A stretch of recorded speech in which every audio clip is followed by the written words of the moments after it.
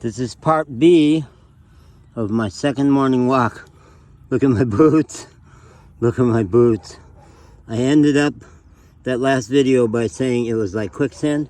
Well, it wasn't sucking me down, but I had the damnedest time pulling my boots out of the mud at all.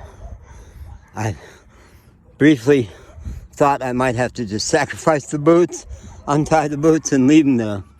But I knew that wasn't a good solution. Some dogs are mixing it up. Oh, my dogs are over on the edge of that compound, and the dogs inside are going crazy. I don't think all my dogs are here. Some dogs, I think a couple of my, yeah, there's Mouth and Bear, I think. No, here's Bear. Two of the dogs are over there driving those dogs crazy. And Bear, Mouth, the big black and white one, when we walk by on the road there's a big gate, and those dogs start going crazy on the other side of the gate. And Bear, Mouth, just insists on going toe to toe with them. He gets right at that gate and barks. So here's our magical tree, and it is magical. It's spectacular. And 2 days ago, I spent some time just standing, leaning against it, feeling its energy. And then again this morning I did. It's right in the middle of this field. I pictured this morning saying to Joshua, if you want to experience more peace, you are on the edge of really magical piece of earth here, and you don't enjoy it. You never go for walks. You don't understand the concept of going for walks. You asked me, really mystified, what the hell I was doing, why I would do that. And I tried to tell him that it's been true my whole life, since very young man, since junior college. The rector of the intermediate seminary, when I was leaving, said, we knew you were losing your vocation because you would go for long walks, which stood out to them as a sign of something going wrong. So here's the spot where I love to stand, and I would love, before I leave the compound, to bring a big bag up here and get all these bottles away from this spectacular tree. So let's do it together. We'll go stand. There's a nice little notch here that holds my body perfectly. And the dogs even get calm here. And here's my Magic coming back. Magic, who was not accepted by the pack last Friday night when we arrived, but now is very, very much a part of the pack. And it's a beautiful morning. I'm still breathing hard from pulling out of that mud. Little puppy coming closer to me all the time. Used to stay a long ways from me because everybody picks on him and he's afraid. And I think he expects to be swatted by me too. And he probably is swatted by humans on that compound, because Joshua and his brother Lewis both have the life position of dogs annoy me. I don't like them around me. And so there they go. Look at that. How happy. How spectacular. This is what they never experience when nobody takes them for walks. So 3 pieces of advice for...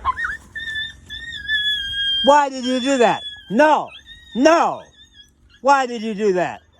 No, that's not okay. That was Mouth who hurt the puppy that time.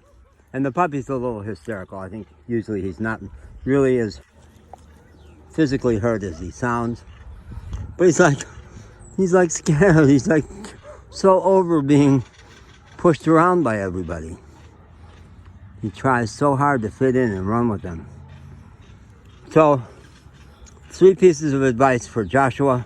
Maybe I'll just drop him this video. Get off the compound, walk the dogs.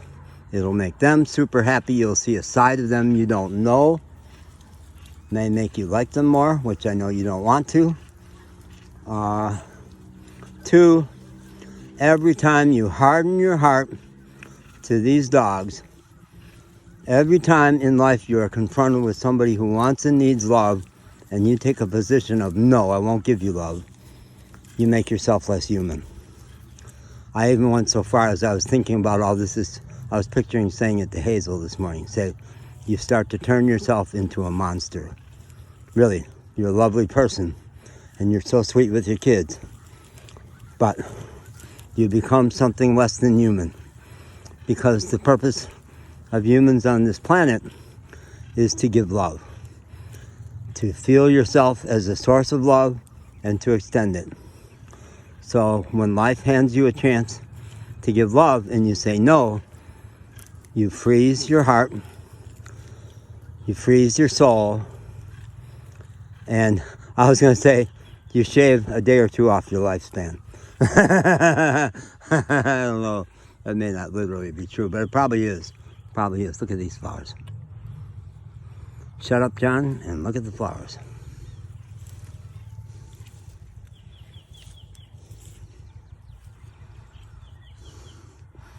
I wanted to say, Joshua, I know you're a householder. You're trying to provide for your family. You're working damn hard. But you need to feed your soul. If you don't take care of yourself, you've got much less to give, and everything will be more stressful. Give yourself some time out on this land. Go visit that tree. It's magical. Go into the orchard. The orchard is magical. When I told him I had been standing under a lime tree in the orchard like 2 or 3 days ago, he says, those are oranges. He didn't even remember that there are limes here. The whole back half, I think there's a lot more limes than there are oranges. He didn't even know there were limes. He remembered it. Oh, yeah. At the back. And part of my excitement in finding limes here, I keep saying to people, I need tennis balls. Anybody got tennis balls? Well, people don't play tennis here. So they don't have tennis balls. And they don't play with the dogs. So they don't have tennis balls from PetSmart to throw for the dog. And I juggle. That's my most exciting new thing.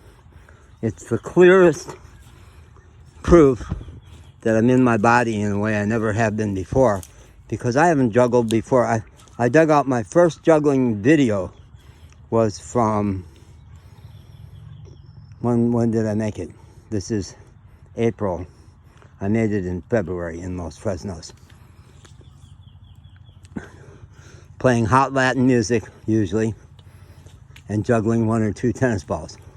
And why I can catch those tennis balls and whip them back and forth as fast as I can when the music gets hot is a continual amazement, puzzlement for me, and it makes me so happy I laugh. I laugh through all those videos because I'm in such a state of awe and delight at what life is doing to me.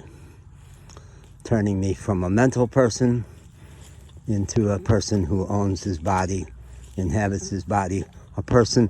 And the song I like most is Shakira singing Estoy Aquí, I'm here. I'm here. Ram Dass was a teacher to so many of us in my generation, went from LSD research with Tim Leary to going to India and writing the book Be Here Now. And back then in my 30s, I had not one clue how to just be.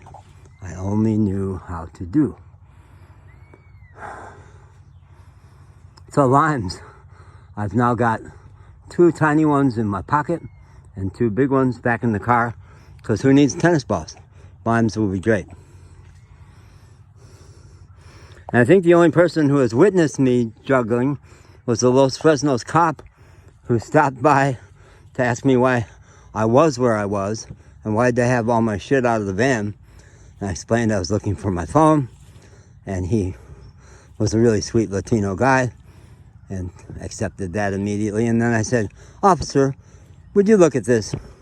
I don't think I even put music on. I just showed him what I could do with the balls, and I said, "Does it make sense to you that a 96-year-old guy should be able to do this, never having done it before in his life until a couple of months ago?" He said, "Well, that is kind of wild, actually." Then we turned it into just a good time between him and I. Okay. Whew. I need to shut up and let myself breathe a little bit. I threw all my coffee away when I was stuck in the mud. I looked at this half a cup, Selena Gomez cup of coffee, and said, are you going to sacrifice that whole cup of coffee just so you can get out of the mud and not die here? Okay, I will.